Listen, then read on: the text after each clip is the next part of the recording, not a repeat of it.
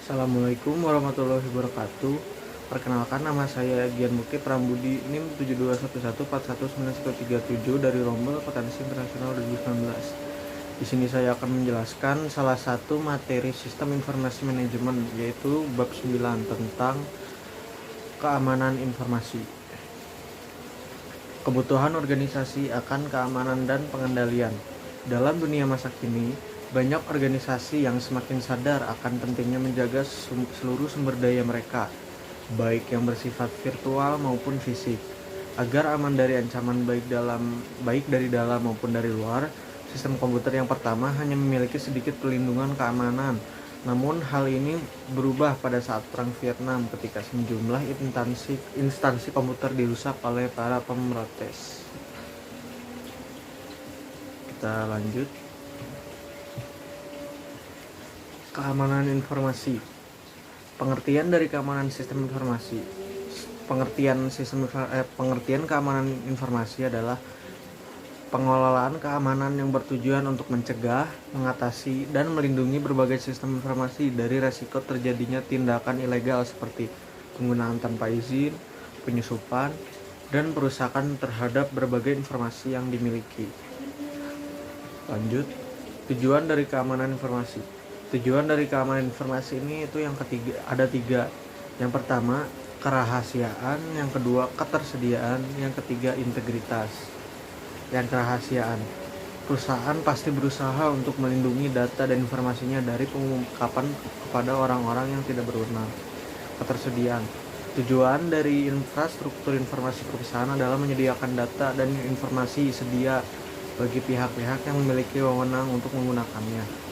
Integritas, semua sistem informasi harus memberikan representasi akurat dan atas sistem fisik yang direpresentasikannya. Kita lanjut. Manajemen keamanan informasi. Seperti halnya cakupan keamanan informasi telah meluas, demikian juga pandangan akan tanggung jawab manajemen tidak hanya diharapkan untuk menjaga agar sumber daya informasi aman, namun juga diharapkan untuk menjaga perusahaan tersebut agar tetap berfungsi setelah suatu bencana atau jebolnya suatu sistem keamanan.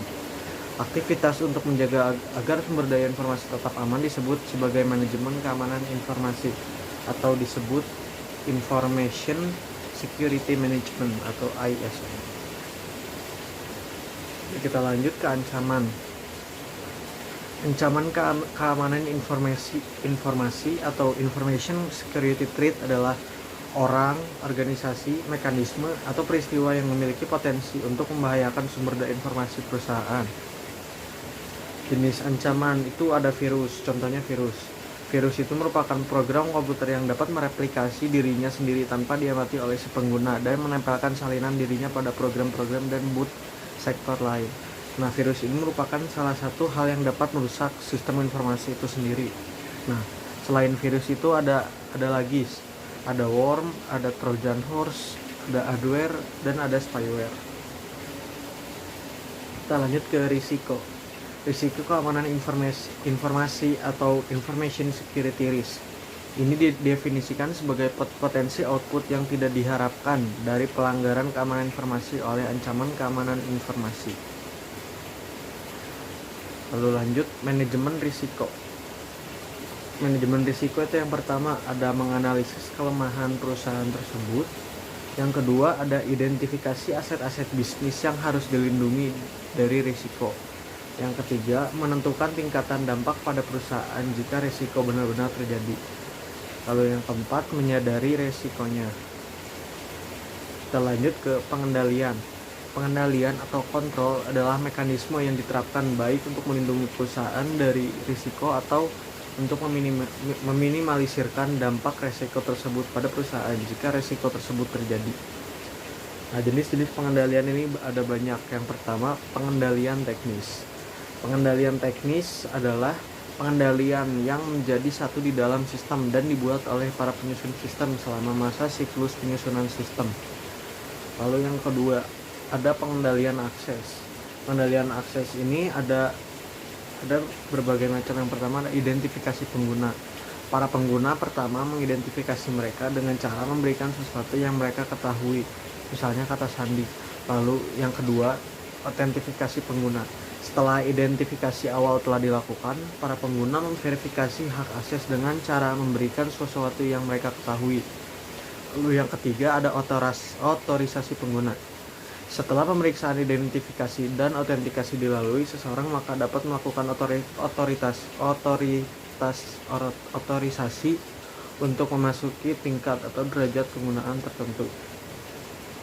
Kita lanjut, ada pengendalian kriptografis. Data dan informasi yang tersimpan dan ditransmisikan dapat dilindungi dari pengungkapan yang tidak terotorisasi dengan kriptografi, yaitu penggunaan kode yang menggunakan proses matematika. Data dan informasi tersebut dapat dienkripsi dalam penyimpanan dan juga ditransmisikan ke dalam jaringan. Jika seseorang yang tidak memiliki otorisasi memperoleh akses, enkripsi tersebut akan membuat data dan informasi yang dimaksud tidak berarti apa-apa dan mencegah kesalahan penggunaan. Kita lanjut, pengendalian fisik.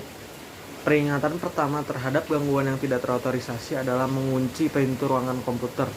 Perkembangan seterusnya menghasilkan kunci-kunci yang lebih canggih yang dibuka dengan cetakan tapak tangan dan cetakan suara, serta kamera pengintai dan alat penjaga keamanan. Perusahaan dapat melaksanakan pengendalian fisik hingga pada tahap tertinggi dengan cara menempatkan pusat komputernya di tempat terpencil yang jauh dari kota dan jauh dari wilayah yang sensitif terhadap bencana alam seperti gempa bumi, banjir, dan badai. Kita lanjut, ada pengendalian formal. Pengendalian formal ini mencakup penemuan cara berperilaku, dokumentasi, produsen, dan praktek yang diharapkan, pengawasan serta pencegahan perilaku yang berbeda-beda dari panduan yang berlaku. Pengendalian ini bersifat formal karena manajemen menghabiskan banyak waktu untuk menyusunnya, dokumentasikan dalam bentuk tulisan, dan diharapkan untuk berlaku dalam jangka panjang. Lalu ada pengendalian informal. Pengendalian informal ini mencakup program-program pelatihan dan edukasi serta program pembangunan dan manajemen.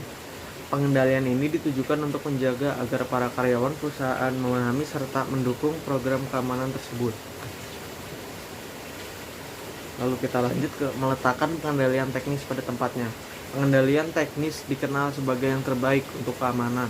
Perusahaan biasanya memilih dari daftar ini dan menetapkan kombinasi yang dianggap menawarkan pengamanan yang paling realistis. Kita lanjut mencapai tingkat pengendalian yang tepat. Ketiga jenis pengendalian teknis formal dan informal mengharuskan biaya karena bukanlah merupakan praktik bisnis yang baik untuk menghabiskan lebih banyak uang pada pengendalian dibandingkan biaya yang diharapkan dari resiko yang akan terjadi. Maka pengendalian harus ditetapkan pada tingkatan yang sesuai. Dengan demikian, keputusan pengendalian harus ditetapkan pada tingkatan yang sesuai. Oke, mungkin sekian presentasi dari saya.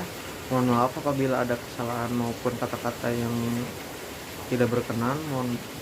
Wabillahi taufiq wal hidayah. Wassalamualaikum warahmatullahi wabarakatuh.